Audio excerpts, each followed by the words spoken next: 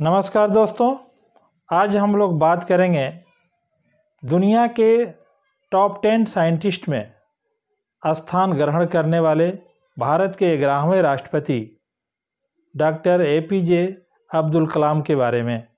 दोस्तों, ये वो हस्ती हैं जो अब तक के जितने राष्ट्रपति हुए, कोई भी राष्ट्रपति इनके सादगी, इनके अंतर्राष्ट्रीय सोच, इनके मानवतावादी सोच, इनका उच्च विचार, वैज्ञानिकी सोच समझ, ईमानदारी, इनका सेकुलर ख्याल, इसका मुकाबला कोई नहीं भारतीय राष्ट्रपति कर सका।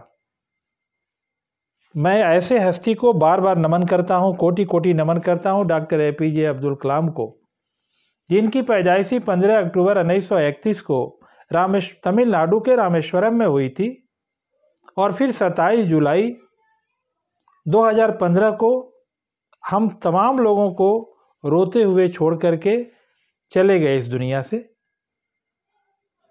दोस्तों, ये वही राष्ट्रपति हैं जिन्होंने भारत के लिए दिन रात 18 घंटा मेहनत करके 5 मिसाइल दिए, जिससे भारत जो है सुपर पावर यानी महाशक्ति में शामिल हुआ। इनका मिसाइल पृथ्वी है, अग्नि है, आकाश है, नाग है, त्रिशूल है।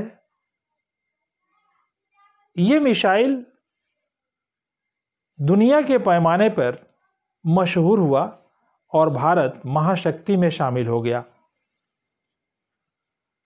ये इतने महान पुरुष थे कि जब इनके बचपन के जीवनी को देखते हैं तो गरीबी के कारण अखबार बेचना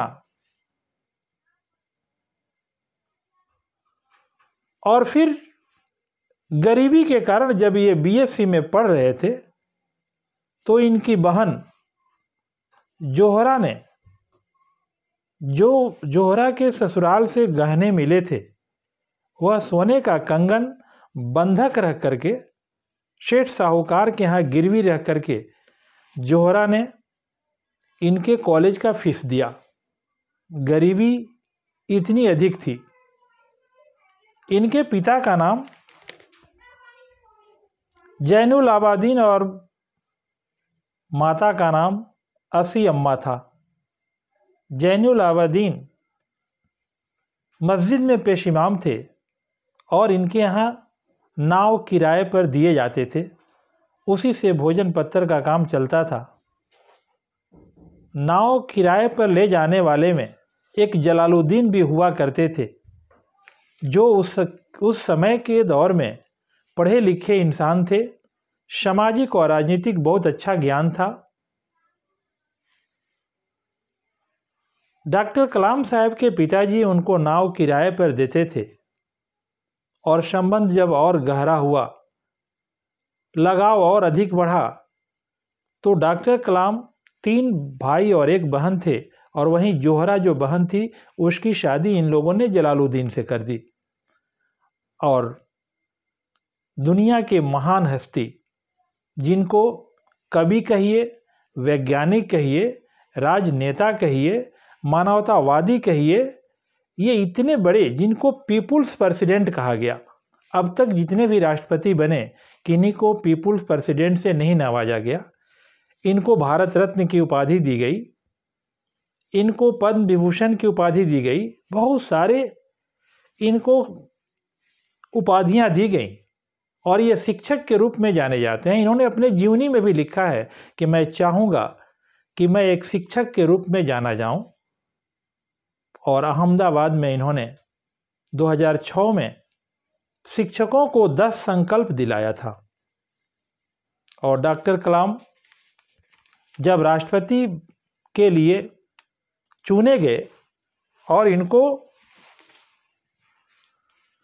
माननीय पूर्व प्रधानमंत्री अटल बिहारी वाजपेयी जी ने इनको राष्ट्रपति के लिए ऑफर किया, तो राष्ट्रपति के लिए जब फोन आया माननीय अटल बिहारी वाजपेयी जी का, और जब उन्होंने कहा कि आपको राष्ट्रपति के लिए एक छोटी सी मैं जिम्मेवारी दे रहा हूँ, तो अभी डॉक्टर कलाम इतने निस्वार्थ थे कि उन्होंने कहा कि मुझे 2 घंटे का मोहलत दीजिए सोचने का, और अपने दोस्तों से बातचीत करके इन्होंने माननीय प्रधानमंत्री अटल बिहारी वाजपेयी जी के ऑफर को स्वीकार किया। दोस्तों, दिल इतना महान था, विचार इतना महान था कि ये मर कर भी अमर हैं। जब राष्ट्रपति भवन में ये पहुँचे तो सबसे पहले इन्होंने राष्ट्रपति भवन में, जो ऐसा भवन था जहाँ पर आम जनता नहीं पहुँच सकती थी, तो भारत के आम जनता को समझने के लिए, जानने के लिए इन्होंने राष्ट्रपति भवन को खोल दिया। और सबसे पहले इन्होंने अपने बचपन के दोस्त मोची को और एक ढाबा वाले को खाने पर बुलाया उन्होंने राष्ट्रपति हाउस में। और जानते हैं, राष्ट्रपति भवन में एक परंपरा थी कि इफ्तार पार्टी बुलाई जाती थी। उस प्रोटोकॉल को माननीय राष्ट्रपति अब्दुल कलाम साहब ने तोड़ दिया। कहा कि एक मुसलमान राष्ट्रपति होते हुए भी, वैसे सच बात है कि मैं जात को नहीं मानता हूँ, लेकिन भारत के समाज का जो खाका बना है वो जात के लिहाज से मुसलमान, सच बात है कि दुनिया का सारा इंसान सम परस्वा सह जाता, एक जैसे पैदा होता है पूरे दुनिया का इंसान, इसलिए वो एक जाति का होता है। लेकिन स्वार्थ पर जीने वाले लोग इंसान को बांट दिए। तो मुसलमान होते हुए भी डॉक्टर कलाम ने कभी भी सेकुलर का सहारा लिया और इफ्तार पार्टी को, सारे प्रोटोकॉल को तोड़ करके इफ्तार पार्टी को बंद कर दिया। और कहा गया कि इसमें 22 लाख रुपया खर्च होता है इस हर इफ्तार पार्टी में, और राष्ट्रपति महोदय बुलाते हैं इफ्तार पार्टी को, तो ये काम नहीं होगा। गरीबी से इनका जीवन गुजरा था। और कहा उन्होंने कि ये 22 लाख रुपया इफ्तार पार्टी का, अनाथ बच्चों को, बेसहारा बच्चों को खाना दिया जाएगा, पोशाक दिया जाएगा, कंबल बांटे जाएंगे। इस तरह की सोच थी डॉक्टर कलाम साहब की, जो 18 घंटा मेहनत करते थे और ईमानदार इतना अधिक कि जब राष्ट्रपति पद से जाने लगे तो आए थे राष्ट्रपति भवन में तो 2 सूटकेस लेकर के आए थे, और जाने लगे भी तो 2 सूटकेस ही लेकर के गए। और उस सूटकेस में क्या रखा? एक नई किताब थी, 6 कमीजें थी, 4 ट्राउजर थे, 1 जोड़ी जूता और 1 कलाई घड़ी। न इनके पास कोई कार थी, न कोई टीवी था, न कोई एसी था, न कोई अपना परिवार था। ये पूरे भारत को अपना परिवार समझते थे, और अपने पैसे से, जो इनको राष्ट्रपति के रूप में वेतन मिलता था, उसके पैसे से ये नौजवानों को अपराध और भ्रष्टाचार को खत्म करने के लिए प्रशिक्षण देते थे, अच्छी सोच पैदा करते थे। ये थे हमारे डॉक्टर कलाम। और एक मेरे बगल के गांव रघुनाथपुर के रहने वाले आदर्श शिक्षक, जो बंगाल में शिक्षक पद पर कार्यरत थे, आदरणीय मास्टर सालिक साहब ने बताया कि हम लोग कलकत्ता में कांग्रेस विज्ञान अधिवेशन में थे, तो डॉक्टर कलाम साहब वहाँ बोले थे कि we have guided missiles but unguided the youth. सच बात है। डॉक्टर कलाम साहब का कहना था कि अगर कोई सूरज की तरह चमकना चाहता है तो उसे सूरज की तरह जलना भी होगा। तो डॉक्टर कलाम साहब के बारे में ज़रूरत है आज जानने की और पढ़ाने की। बच्चों से इतना अधिक लगाव था कि डॉक्टर कलाम साहब एक बार मध्य प्रदेश के दौरे पर थे, तो वे वहाँ पर बच्चों के साथ केला के पत्ती में खाना खाए और नंगे पांव होकर भी बच्चों को भी खाना परोसे और खाना खाए और खिलाए भी।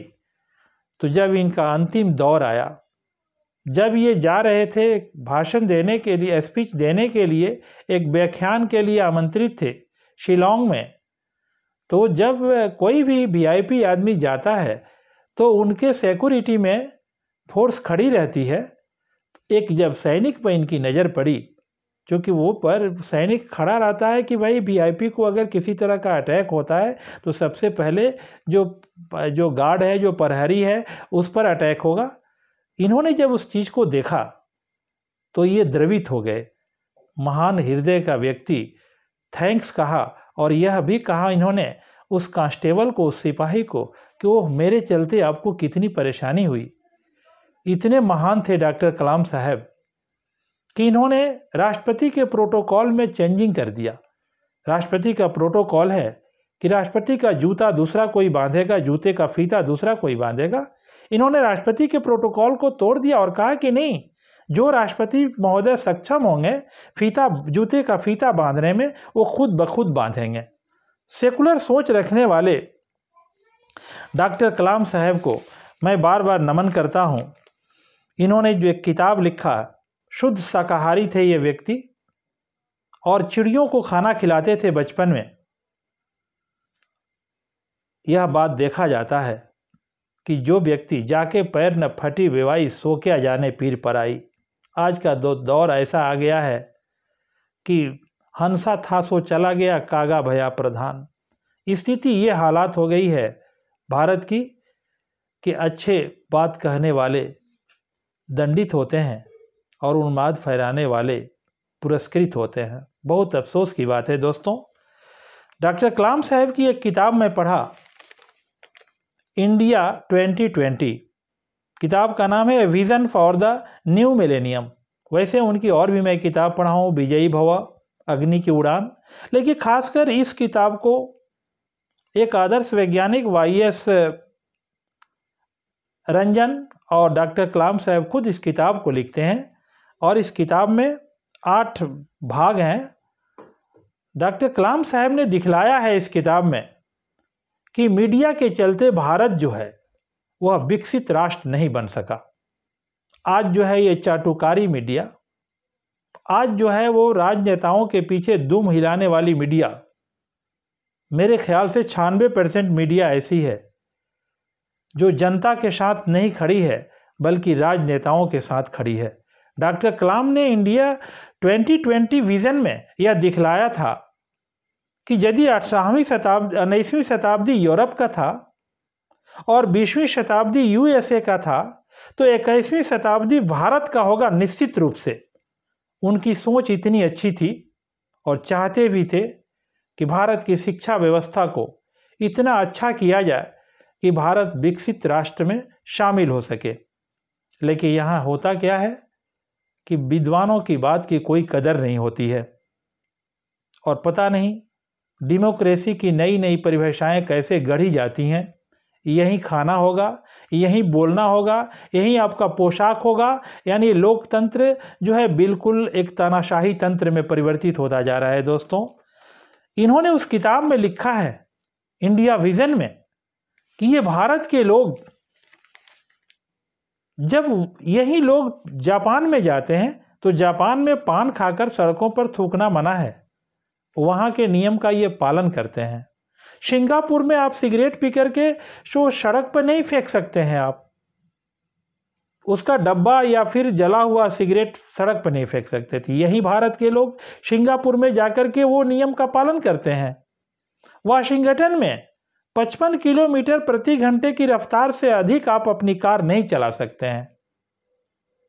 डॉक्टर कलाम साहब ने लिखा है इंडिया विज़न 2020 में कि यही लोग जब दूसरे देशों में जाकर के वहाँ के नियमों का पालन करते हैं, लेकिन वही लोग जब भारत लौटते हैं तो अपने में अच्छाई पैदा हो, हमारा मुल्क मजबूत राष्ट्र बने, हम अच्छा बने, हम नेक बने, हम दुनिया के देशों में हमारी भी भूमिका रहे, हम भी उस देशों से अग्रगणी बन जाए, इस बात का पालन लोग नहीं करते हैं। इसलिए डॉक्टर कलाम साहब का जीवन सरल जीवन और उच्च विचार था और इन्होंने जो भी कदम अपनाया वह देश हित में अपनाया। और एक बच्चे ने तो पूछ डाला था कि भारत जैसे गरीब मुल्क में हथियार बनाने की क्या ज़रूरत है। डॉक्टर कलाम साहब ने देशभक्ति की उपदेश देते हुए कहा कि यदि मेरा पड़ोसी मुझे मारने के लिए अगर साजिश रचता है तो हम आत्मरक्षा के लिए भूखे रहकर भी जो भी कदम अपनाना पड़ेगा हम उठाएंगे उसको। तो डॉक्टर कलाम साहब इतने बड़े हस्ती थे, इतने बड़े राष्ट्रवादी थे, इतने बड़े मानवतावादी थे, इतने बड़े ईमानदार व्यक्ति थे, इतना सरल जीवन और उच्च विचार था जिनको हम कभी नहीं भुला पाएंगे। और हम सभी भारतीयों के तरफ से डॉक्टर कलाम साहब को मैं कोटि कोटि नमन करता हूं और वर्तमान सरकार से मैं अपील करता हूं कि डॉक्टर कलाम और डॉक्टर भीमराव अंबेडकर की जीवनी अवश्य जो है बच्चों को पढ़ाई जाए, ताकि जो लोग मुफलिसी के मारे होते हैं, जो गरीबी में पैदा होते हैं, वे लोग कैसे संघर्ष करके आगे बढ़ते हैं, इन दोनों व्यक्तियों की जीवनी से भारतीय बच्चों को प्रेरणा मिलेगी और एक राष्ट्रीयता की भावना, एक मानवतावादी की भावना, एक देश प्रेम की भावना जागरूक होगी। इन्हीं चंद बिंदुओं के साथ मैं आपसे जुदा होता हूं और मैं कहूँगा दोस्तों कि डॉक्टर कलाम साहब जिस ज़माने में राष्ट्रपति बनाए गए, पहले वो वैज्ञानिक थे, बाद में उनको राष्ट्रपति पद के लिए माननीय अटल बिहारी वाजपेयी जी ने उनको ऑफ़र किया। परिस्थिति बस अगर किसी भी चीज़ से किसी व्यक्ति को तकलीफ़ हुई होगी डॉक्टर कलाम के राष्ट्रपति बनने से, तो मैं ये कहूँगा, किसी कवि ने कहा है, किसी कवि का एक रचना है जिसमें कवि कहता है कि माना कि गुलशन को सींचने में कुछ पत्तियां झड़ गई होंगी, यही अंजाम था मेरे बेवफाई का, जो हर रोज़ फूलों को पाँव से मसलते रहे, वे आज दावा करते हैं रहनुमाई का। दोस्तों, डॉक्टर कलाम साहब भारत के लिए एक अद्वितीय पुरुष थे, जिनको दुनिया के टॉप 10 वैज्ञानिकों में गिना जाता है और एक मिसाइल मैन के रूप में ही नहीं बल्कि एक बच्चों के कुशल प्रणेता के रूप में हमेशा जाने जाएंगे। एक कुशल शिक्षक के रूप में पीढ़ी दर पीढ़ी उनको याद किया जाएगा। जब तक ये सूरज चांद रहेगा, डॉक्टर कलाम साहब अमर रहेंगे। नमस्कार दोस्तों।